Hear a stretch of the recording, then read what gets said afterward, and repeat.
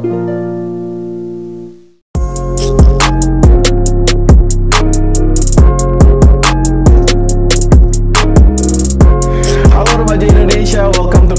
Ngobat Genre Indonesia. Gue Abizar Bagja, seneng banget bisa bertemu sama teman-teman semua. Kita akan membahas mengenai edukasi, informasi yang akan disampaikan oleh para ahli yang tentunya ini sangat amat berguna banget buat teman-teman remaja di seluruh Indonesia. Tapi sebelum kita memulai diskusi kita pada episode kali ini, yang belum subscribe sama like YouTube channel Genre Indonesia, boleh dong di like dulu, di subscribe dulu di bawah sini. Dan pembahasan kita pada episode kali ini adalah mengenai kenakalan remaja yang juga ini sering banget menjadi pembahasan tapi nggak habis-habis dibahas nih ya teman-teman. Dan untuk itu gimana caranya dan apa-apa aja sih yang harus kita lakukan dalam menghadapinya? Kita sudah kedatangan tamu yang ini kece banget sih kalau menurut aku.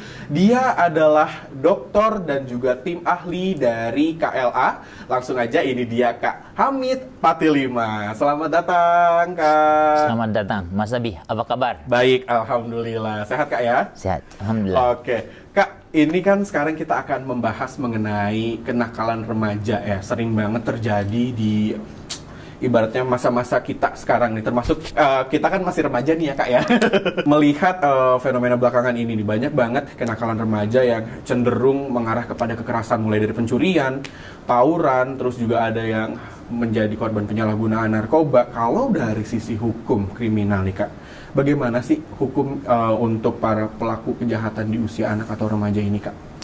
Ya, terima kasih Mas Abi. Ini sebetulnya kita harus flashback ke belakang dulu. Seorang remaja menjadi seperti itu merupakan cerminan dari masyarakat yang dimana anak itu tinggal atau remaja itu tinggal. Kalau remaja itu didampingi, dibimbing, lalu diawasi secara manusiawi, insya Allah tidak akan terjadi seperti apa yang Mas Abi sampaikan. Kalau aturan sudah ada, tinggal bagaimana setiap hari minimal 5 kali remaja-remaja itu diberi informasi yang ramah remaja ya. Mereka mengetahui, oh ternyata ada aturan seperti ini. Ini yang sekarang jarang kita dengar. Untuk itu akhirnya para remaja berinisiatif cari informasi ya ala kadarnya. Tapi kalau misalnya di lingkungan remaja itu ada seorang polisi, dia ambil bagian untuk menjelaskan, anak-anakku atau sobat-sobatku, sepertinya ada aturan baru yang dikeluarkan oleh pemerintah yang disetujui oleh DPR. Kita harus coba bahas bersama-sama. Misalnya ada undang-undang tentang ITE, lalu ada undang-undang yang terkait dengan narkotika. Itu dengan dampingan warga yang kebetulan jadi polisi di situ, jelasin.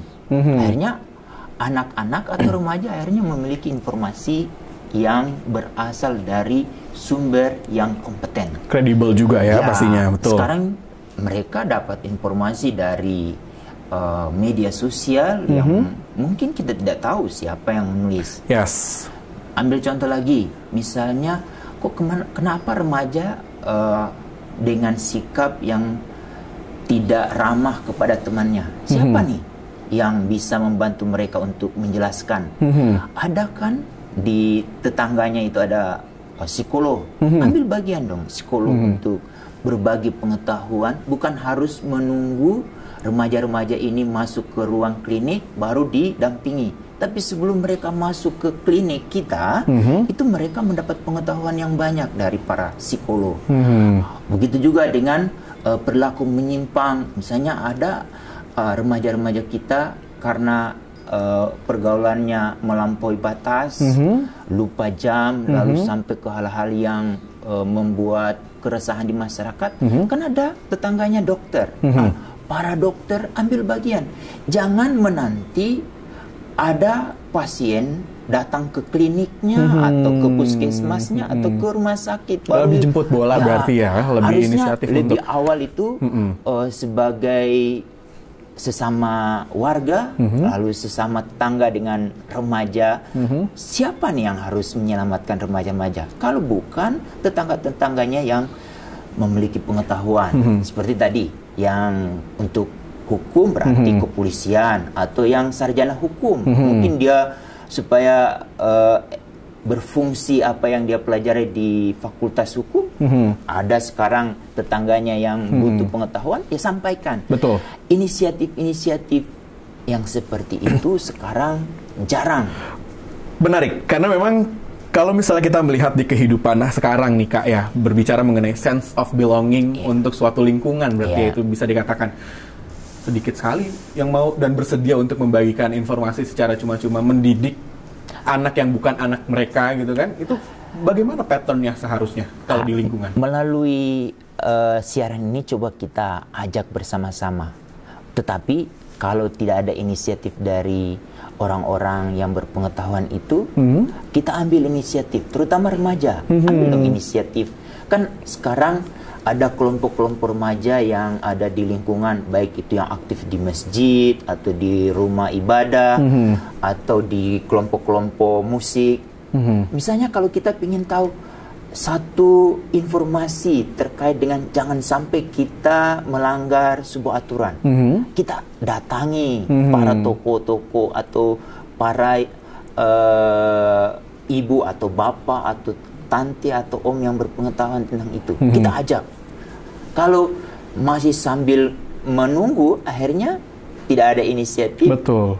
Tidak ada yang akan terjadi. Untuk itu, inisiatif dari remaja menjadi modal utama untuk saat sekarang. Inisiatif. Ya berarti bagaimana menggerakkan suatu lingkungan supaya bisa. Iya, karena itu kenapa terjadi. Ada satu transisi ya dari mereka usia anak masuk ke remaja. Orang tua lebih banyak mendekati pada saat usia anak, tapi pada saat anak remaja itu mereka tidak mendapat dampingan. Ambil contoh, kalau untuk anak gadis, ibunya berinisiatif untuk mendampingi pada saat datang bulan pertama. Betul. Jadi sebelum 1 bulan atau usia mens itu usia berapa, si ibunya sudah inisiatif untuk memberi pengetahuan yang banyak. Lalu ayahnya untuk remaja putra, misalnya mimpi basah pertama itu kapan? Sebelum itu terjadi, ini kan dianggap tabu ya. Si ayahnya harusnya sudah melatih si anaknya. Itu dari ayah. Tetapi inisiatif ini tidak ada akhirnya. Apa yang terjadi? Akhirnya anak-anak atau remaja itu cari informasi dari orang-orang yang tidak berkompeten. Ataupun dia berkompeten, akhirnya dia memanfaatkan. Ada pemberian sesuatu yang kemudian itu yang membuat anak menjadi bermasalah. Menarik ini Kak. Jadi kalau misalnya kita bisa tarik mundur gitu ya, bagaimana penyimpangan ini terjadi di remaja-remaja kita, salah satunya adalah kekerasan ini, itu berarti berpengaruh juga dengan pola orang tua dalam mendidiknya. Seharusnya kayak gimana sih Kak? Ya, itu menarik pertanyaannya. Idealnya anak itu dari usia 0 sampai 8 tahun itu bimbingan, dampingan, lalu asuhan dari orang tua itu harus optimal. Di mana ayah dan bundanya itu kan sebagai pendidik pertama dan utama.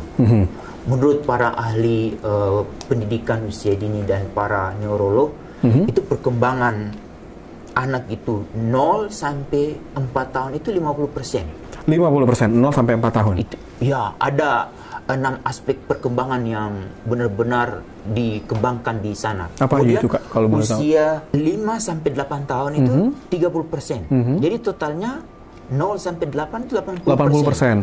Yang berkembang itu pertama, nilai-nilai agama dan moral. Pertama, kalau nilai-nilai agama itu setiap apa yang dia lakukan hanya karena Tuhan dan dia merasa diawasi oleh Tuhan, anak itu tidak akan pernah melakukan hal-hal yang melanggar moral. Tuhan Maha melihat. Kalau itu sudah tertancap dari usia 0 sampai 8 tahun, sisanya kan tinggal 20% dari usia 9 sampai 18 tahun. 20% itu tidak akan berkembang optimal kalau 80% ini tidak optimal. Siapa nih narasumbernya? Narasumbernya otomatis ayahanda dan bunda. Jadi sebagai guru pertama ya. Iya, dia akan menceritakan tentang, nak, ini milik ayah, ini milik bunda, ini milik kakak, ini milik kamu. Tidak boleh ambil. Kalau mengambil berarti itu perbuatan yang tidak baik. Tidak hanya cukup itu, semua pengetahuan berarti perkembangan kedua, kognitif. Segala sesuatu yang ada di sekitar anak, baik kita mulai nih. Anak itu tempat tidur, kita jelaskan apa saja isi tempat tidur. Lalu ruang dapur, ruang tamu, ruang halaman, dijelaskan secara kognitif, berarti akhirnya anak tahu berbagai informasi. Kemudian perkembangan motorik, kasar maupun halus, itu siapa nih yang melatih si anak sampai dia bisa menjadi individu yang perkembangan tubuhnya berkualitas? Dari ibunya atau ayahnya. Kemudian bahasa. Bahasa betul. Anak. Coba Bung Abi pada saat lihat ada anak kecil yang suka menegur temannya, itu kayaknya kata kasar. Kalau kata ibuku harusnya bukan begitu. Oke. Bahasa. Jadi bagaimana menerapkan pola mendidik yang sebab akibat gitu ya? Dari rumah misalnya terkait dengan sosial emosional. Emosional misalnya, kok kelihatannya dia suka marah-marah. Lalu dia kadang-kadang sedih. Ini berarti ada sesuatu yang harus dilatih. Untuk itu ayah, ibunya harus membimbing. Lalu kemudian perkembangan sosial. Sosial misalnya dia sangat disenangi oleh temannya. Kenapa? Karena emosinya ramah pada orang lain. Lalu dia sangat mau berbagi. Betul. Karena sudah dilatih.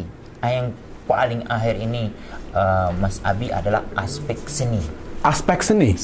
Seni berbicara. Oh wow. Seni bermain. Jadi seni berbagi. Ini kan harus butuh seni. Betul.